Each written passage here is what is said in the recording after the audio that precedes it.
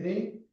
We will have Sebastiano Bocchia from City College, University of London, St. George, okay? And he will talk about bootstrapping the spectra of neutral bosons. Thank you for the point. This is work in collaboration with Andrea, Eleanor, and Scarlett. And we started from a question, which is what happens when we weaken the interaction of a material. So imagine that you start with a strongly interacting Lagrange, you have control over the couplings of your theory, and you gradually weaken interaction until you end in a situation where you can perturbatively study your interaction. To solve this kind of problem, we need some sort of access to non-perturbative data. So the technique that we decided to use to study this kind of problem is the so-called asymmetric bootstrap, that we can see as some sort of geometrical projection between the ultraviolet degrees of freedom into an effective field theories that we expect to exist at the scale of our experiment. In other words, imagine that we have we are trying to prove our theory at a fixed scale in the HeI, and we expect that through our RG flow to end in the RUV in a UV complete model that could be, for example, a uniform field theory, a string theory, this theory discretized on a lattice, or whatever regularization that we have in mind. So, since we want to constrain practice our HeI theory based on the possible UV completions, we need to assume some property for our UV. And the property that we assume are usually unitarity, causality, locality, and all the symmetries that we expect to exist for our theory. And we restrict to some specific class of effective theory based on the problem that we want to study. So we can use, we can study, for example, the formal field theories, gap theories, Goldstone bosons, and in particular, gap theories and Goldstone bosons are. We can use the asymmetric bootstrap to study those kind of theories. And today we will focus on this latter situation, the Goldstone boson. Okay, let's start from the ultraviolet point of view. So we have to do some assumption for the ultraviolet, and we assume that it exists a well-defined asymmetrics. And these asymmetrics can be separated into a non-interacting part and an interacting part. And we can also extract a delta based on the conservation of the four momenta, and also a normalization that we assume to be pi to the 4.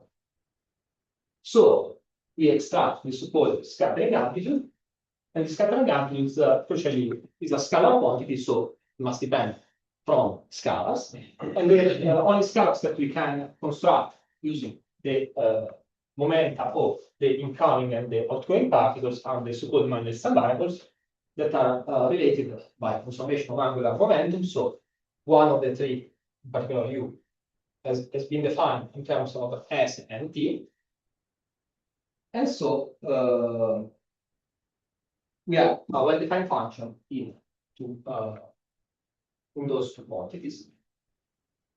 And since we are assuming to deal with an elastic scattering of two particles, two identical particles, we can also assume that when we exchange, for example, P1 and P2 or whichever particle you want, the amplitude must remain the same. And so this translates in the fact that we can exchange the Mandelstam variables in our amplitude. Then we also assume locality and causality, and the interplay of these two properties results in the fact that we can regard our we can see our scattering amplitude as an analytic function in S when we keep, for example, t fixed. So we can regard this as an analytic function in the upper half plane, complex. Then we also assume, of course, unitarity. That means just that the probability must be conserved in any quantum theory. And lastly, we assume range boundedness, which is some sort of Flusser bound. So meaning that when we keep D fixed and we take S, so the energy, go to infinity, this scattering amplitude is bounded by a power of 2 in S. And this helps to regulate our amplitude at infinity. Then we want to study an effective field theory at low energies for Western bosons. So we have a unique way of constructing this sample, and also the Lagrange, because we have to impose crossing symmetry and also shift symmetry, because of course we are dealing with Western bosons. So every term that we can put in our potential must contain derivatives. And this translates in the so-called Adler theorem, meaning that when our scattering amplitude is evaluated at zero energy, it must be zero. Okay, so now that we have the effective field theory, well, we can compute the scattering amplitude and we can distinguish between 3 different kinds of contributions. So we have contract terms that come from the 3-level evaluation of our Lagrange. Then we can do one loop computation, regularize it, and choose to evaluate the specific energy. We choose in particular the energy corresponding with the G2 operator, which is the least irrelevant operator in our Lagrange. And this is the result. Then we can also have layer loops. So can you say maybe how many dimensions? This is in 4 range. 4 dimensions. Okay. Okay, you have the neutral in the title because this file doesn't carry this. So we use neutral because for neutral Goldstone, it holds the property that you have full crossing symmetry. So you can exchange ST and E. If you have what neutral means. Yeah, they do not have charge. Okay. So basically, when you exchange the particles through crossing symmetry, you do not have to exchange the internal quantum numbers, and you end up with the same Lagrange. If you have, for example, charged particles, so like in large N2CB that you have a pi plus, pi minus, and pi zero, or pion, when you exchange pi minus through crossing, you end up with a pi plus, and this is a different amplitude. So you do not have full crossing symmetry, and you have just crossing symmetry in 2 variables that you can choose to be S and T, for example. Okay. Okay. So now that we have our scattering amplitude, we notice that there is no natural scale in this problem, because basically we do not have a mass, so we do not have a natural scale in our amplitude. And so when we want to set a scale for the scattering amplitude, we have different options that we can choose. One possibility is, for example, to choose an arbitrary high energy cutoff lambda UV that we can see, like, for example, the highest energy that we can experimentally observe. So there is, imagine that you have a collider, you can probe your theory to a lambda UV energy, and then you don't know what will happen. You can have, for example, new resonances, bound states, you can introduce new particles. Or we can just choose the least irrelevant operator G2 that, as we have seen, they are dimensionful. So we can extract the dimension and use 1 over the quartic root of G2. So let's start with the first possibility. So just a clarification, when you mentioned the one loop computation, you already need to introduce a scale. Right? Yes, So you we should should be be. able- So this problem of the scale arises. Yeah. So let's see the first possibility. We introduce a scale lambda UV, so we can redefine our random variables in terms of this lambda UV to extract the dimension. And so in our ampli now we have dimensionless quantities, since G2 is now multiplied by this lambda to the 4, and that we can put in front of everything. And then those quantities in red are now dimensionless. And notice that now we have the same factor here that multiplies the one loop terms. So we can, in some sense, redefine G2 times lambda to the 4 UV as 1 over n and take some sort of large n leading. This is what we would expect, for example, if large n QCD.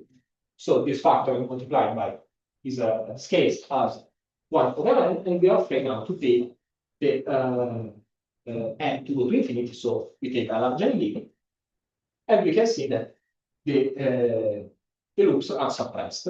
So we have just three-level contribution in our amplitude. And for consistency, for those quantities we find it, we observe that we also have the correct scaling for all the coefficients that we expect in large n theory. I think it's very confusing to have the log of the square root of G ST. Here. Yeah. So since here we have S is multiplied by the square root of G. When we substitute, we end with this S tilde, which is now dimensionless, but then we cannot remove the G2. But okay, I thought you were doing EFT, so your expansion is taking the G's. No, actually, this expansion is done at low energy. So the scale that you have to compare S is now S tilde, which is now dimensionless. And this means that the expansion is valid when we are at low energy respect to the ultraviolet cathode.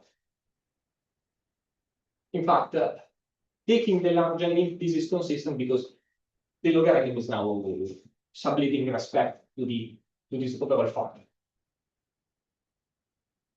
It is like x log x that goes through it. So in this expansion, you have log of G2 as a Yes. cap as well. Yes.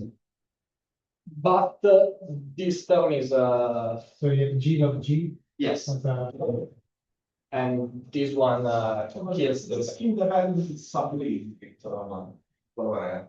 yes. When you take this limit, this one cancels the logarithm. The only order one terms are those ratio. So you just end up with a well-defined large ranking.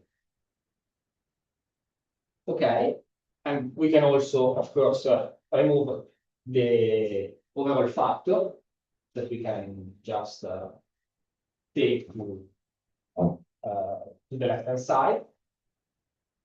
And so we want to study these G tilde quantities, which are now a ratio between G3 and G2, and for some power of the cathode. And now we want to study those quantity numerically. And to do so, we want to impose some sort of bootstrap bounds. So we start from the fact that now we have random loops. We do not have the cuts on the S-axis, S-real axis anymore. And we can write our G2 in terms of Cauchy integral. So we use basically this dispersion relation. But since we are analytic now in the complex S plane, we can also expand integration contour, and redefine this G2 as an integral over the lambda UV. So from lambda UV to infinity and the cross curve. And so we have G2 in terms of a function over quantity m squared on which we are integrating. So we are integrating over the whole energy, the high energies, or better saying the UV energies of our theory. And we can imagine this average as actually a proper average over all the possible UV completion of our theory. This is actually a well-defined average because the imaginary part of Fj, which is the partial wave expansion of our ultraviolet theory, must actually be positive. So we have some sort of weighted average, which is of course positive, and we are basically averaging over all the possible UV condition of our theory. And notice that this is the unitarity equation that tells us the imaginary part is 0. But we have actually two inequalities, but one of the two inequalities is triggered because of the 1/n scale. So we just have to put the imaginary part of this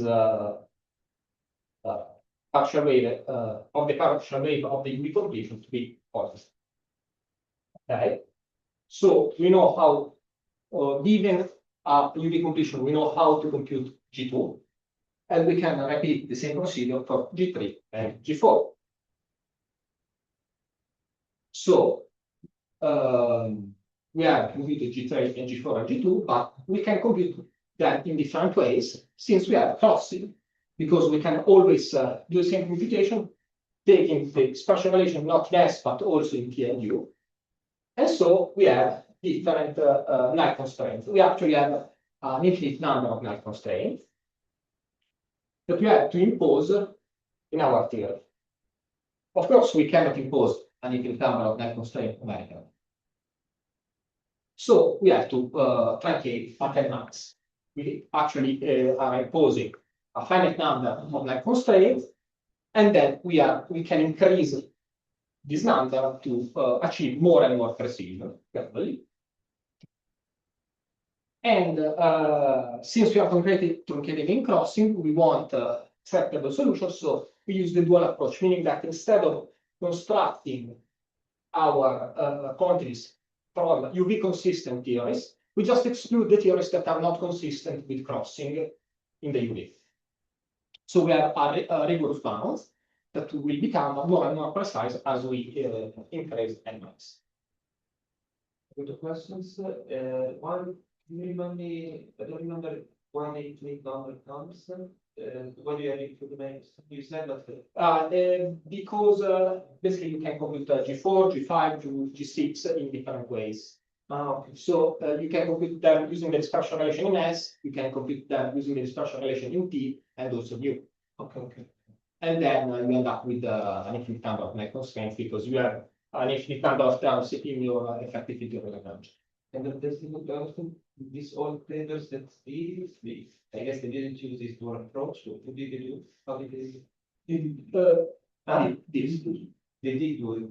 Yeah, that's the approach. Yes.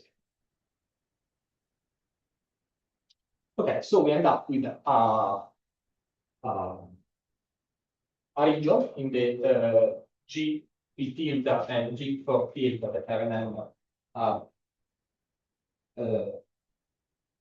those ratio. And we have an allowed region and a disallowed region. And notice that we have an lower bound, which ends up in the free theory, but we have also an upper bound, which is given to the fact by the fact that we have ultraviolet threshold on our spectrum, meaning that we cannot have masses lighter than our lambda UV. And then we notice that we can also always take an allowed solution in this plane.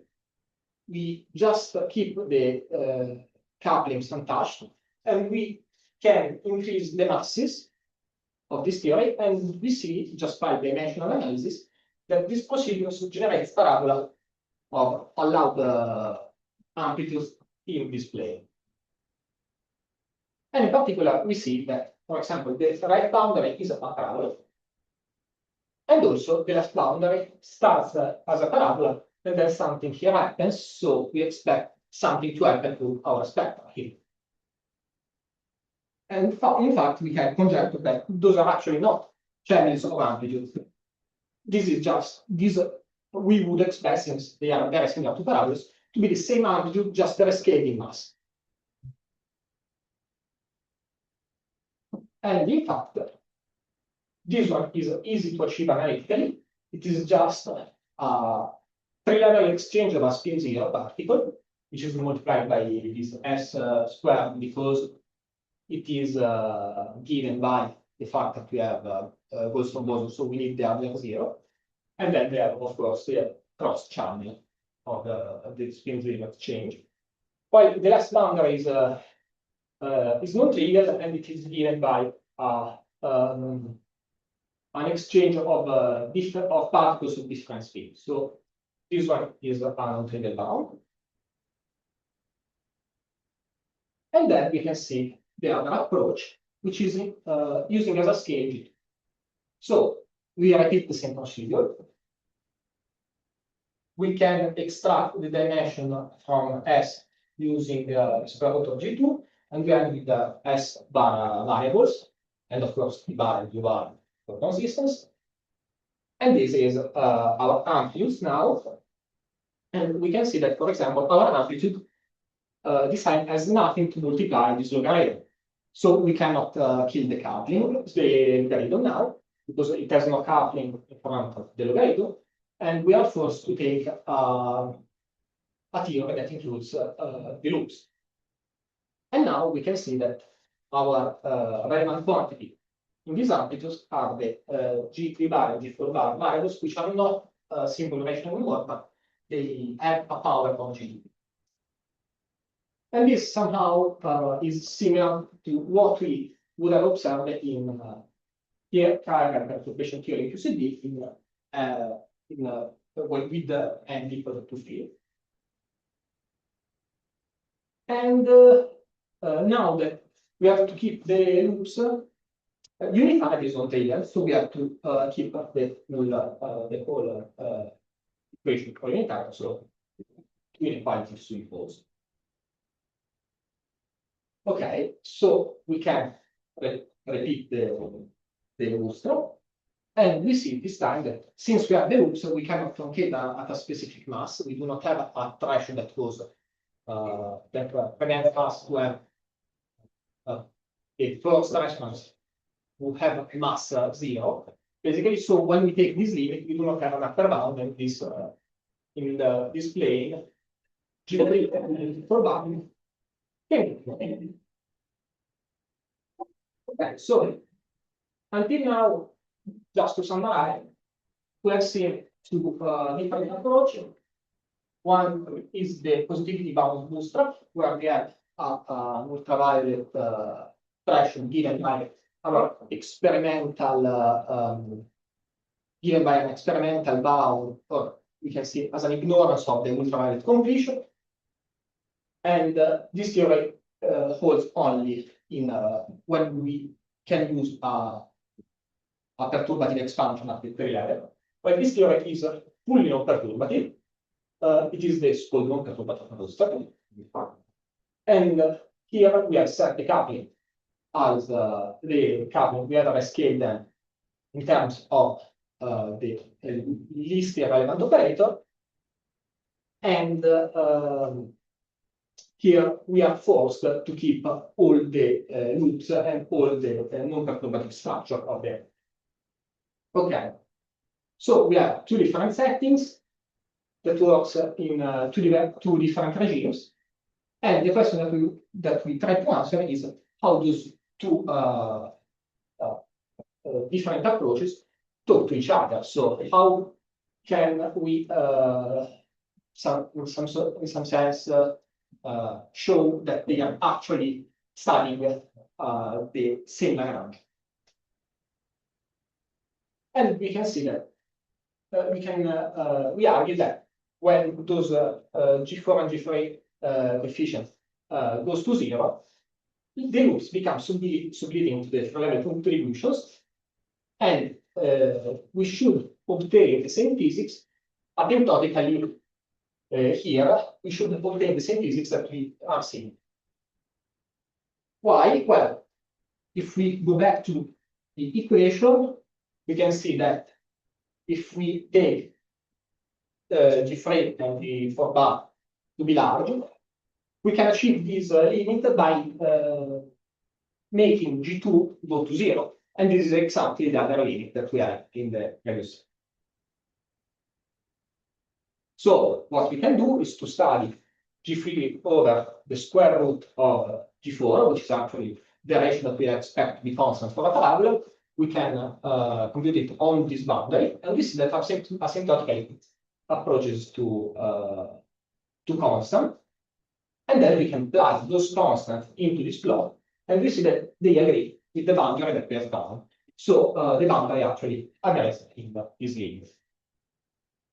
So for this to correct, at the beginning, you have this assumption that you have polynomiality regime in the regime. Yes. Is it the same as sending the G4 and G3 to infinity?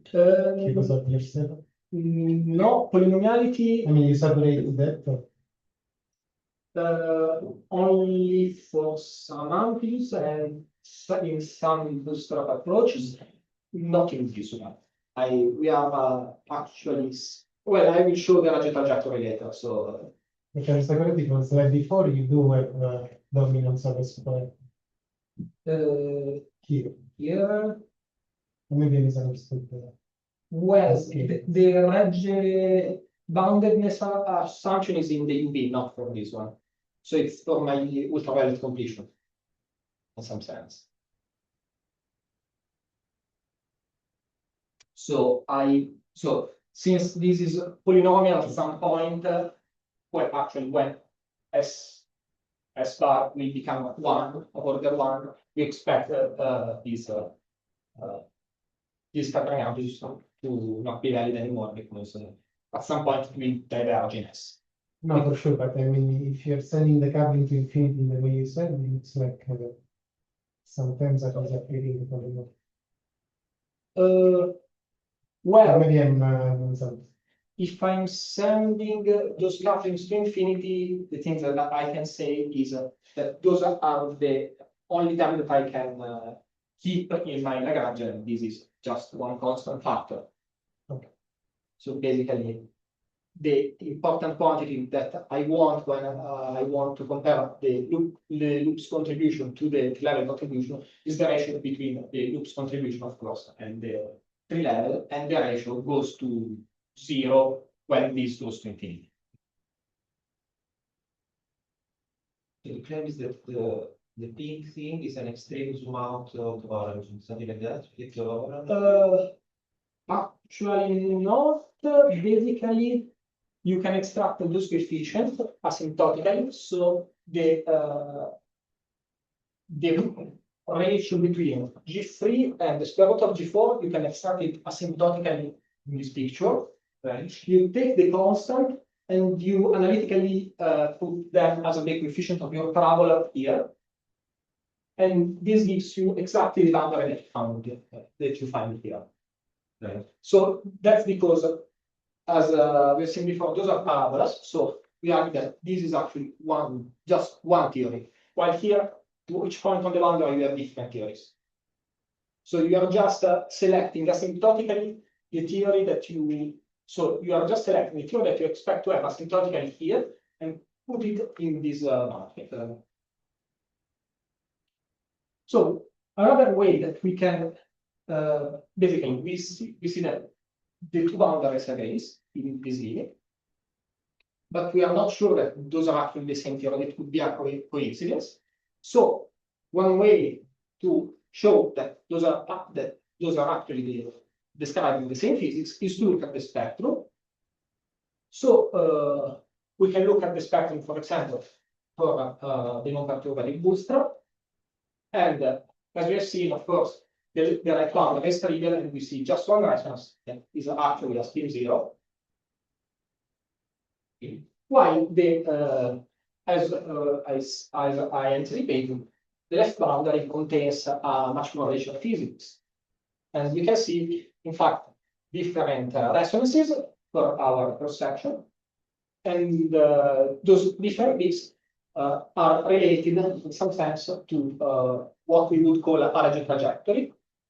So we can see that we have only that we have different resonances related to the even spin that we expect to appear in our theory. And we can also compare it with the three-level spectrum. And we see that it appears a single origin trajectory. In particular, we observe that there are no daughter trajectories, and this is somehow surprising because, for example, at the three level, we know the Zeno amplitude or the Lovelace Shapiro, and all those amplitudes that also in large N limit have daughter trajectories. And of course, also in from an experimental point of view, usually we have daughter trajectories, our leading trajectories. So, and while in the extreme solution for this problem does not admit daughter trajectories. We actually see some signals, some numerical resonances above our leading trajectory, but those resonances are very unstable, meaning that when we change our parameters, such as Nmax, so we are getting more and more precision in crossing, the resonances that we are seeing in this region disappears. So, or better saying, big. So they are unstable, and we argue that those are not feasible, but they are only related to numerical noise.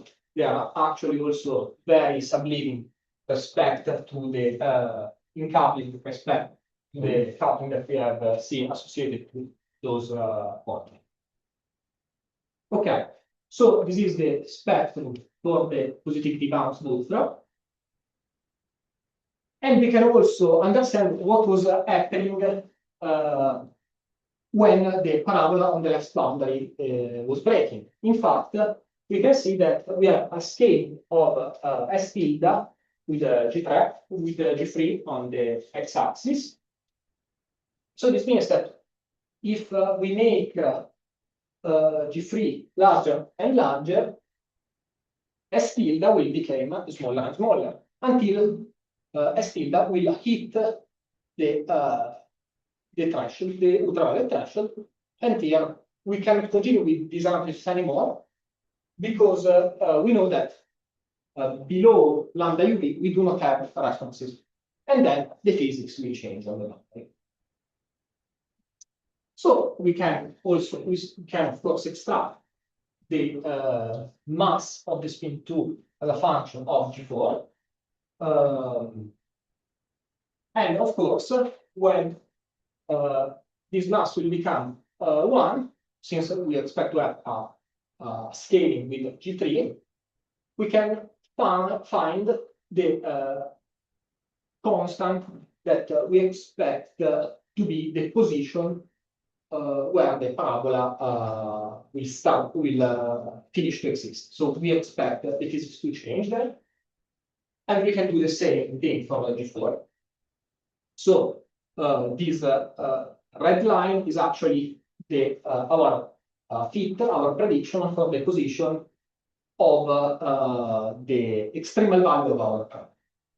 So we can plug this value in our plot, and we can see that from this plot we cannot actually see that here we have a parabola and here we do not have a parabola.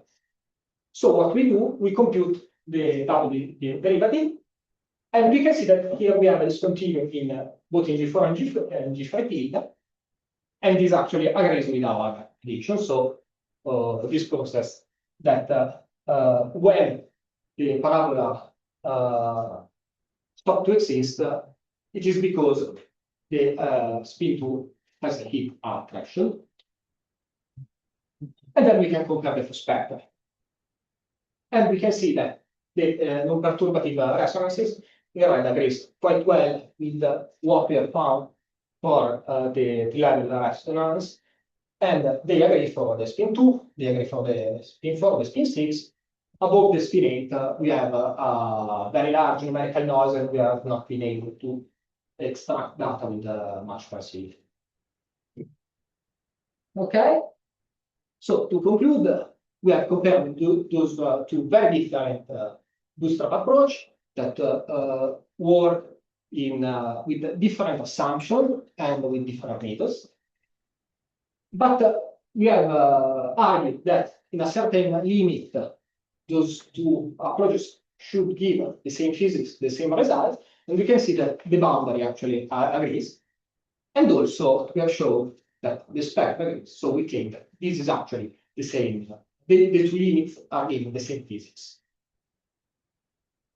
Then we can see that the positivity bound method has a better resolution on the spectrum, but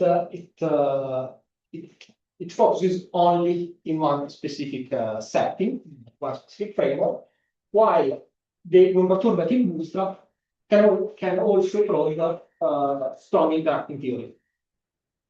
Things that was not possible for the positivity bound bootstrap, only works at temperate time with interacting theories at perturbative level.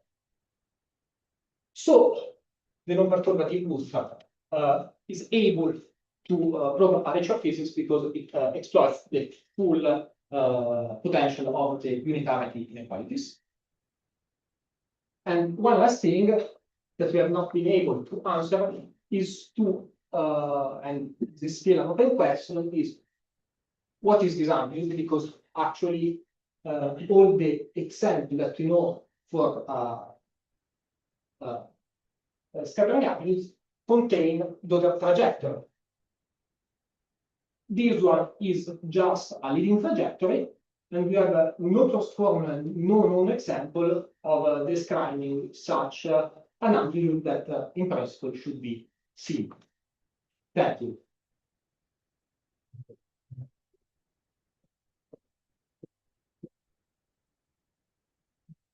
Any questions for Sebastiano? Maybe one nice thing, like the big thing, I guess, is going from 3 level to 1 loop because introduce the log that is the imaginary part. But then if you move further on, include the log square, and perhaps you have a higher loops, it will not be a big difference. So basically, here you have included also the higher loop contributions, but so you can handle them numerically because they are very subleading. So you have some sort of numerical error that you are basically giving an error in your bootstrap setting. So you have other linear inequalities that you can easily handle.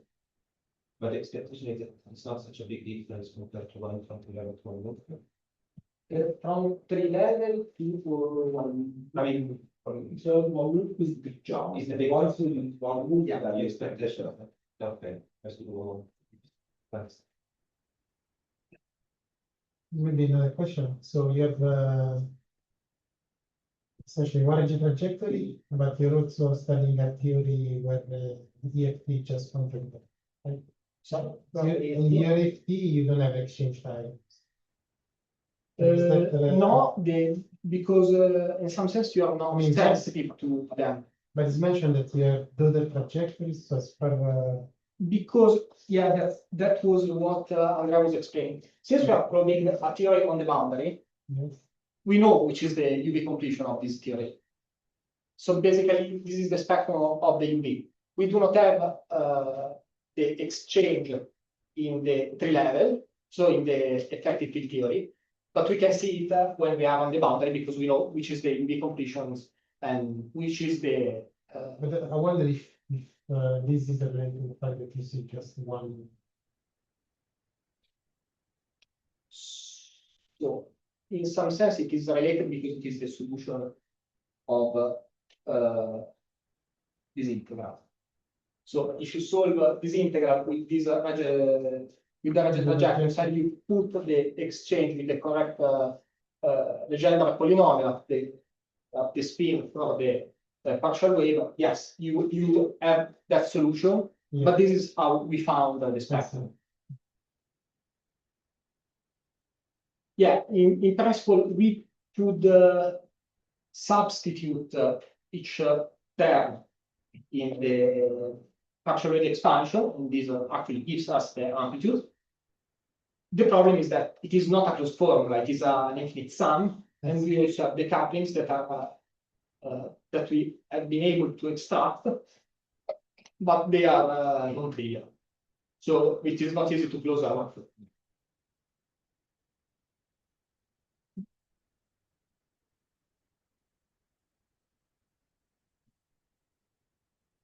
Okay, there are no more questions. Yeah, sure. I think there's some work by, I don't remember the names of the guys. Piotr Turkin. They show that you're forced to have really many weighted trajectories if you pose the constraints you pose, and then you Yes. also polynomial boundedness. Yes, but you have to enforce them some way in your bootstrap approach.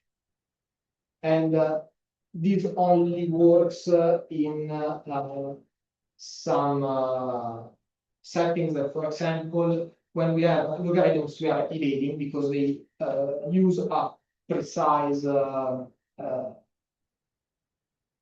form for their amplitude. So they put an answer and they show that their answer does not automatically, so it's not consistent with the Regge boundedness and okay. Basically, Regge boundedness and Regge theory and having just one daughter trajectory at the three level basically are not consistent together, but we are in some sense evading this assumption in this in the second setting, while in the which is this one here we are working with loops, so we are evading that because we are non-perturbative.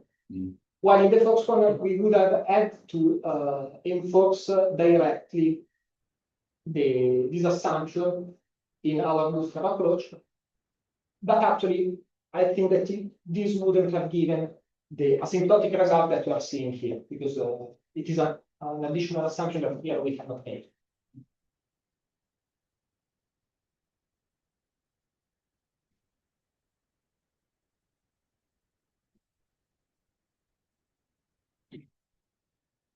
Okay. There are no more questions. Let's thank Sebastian again.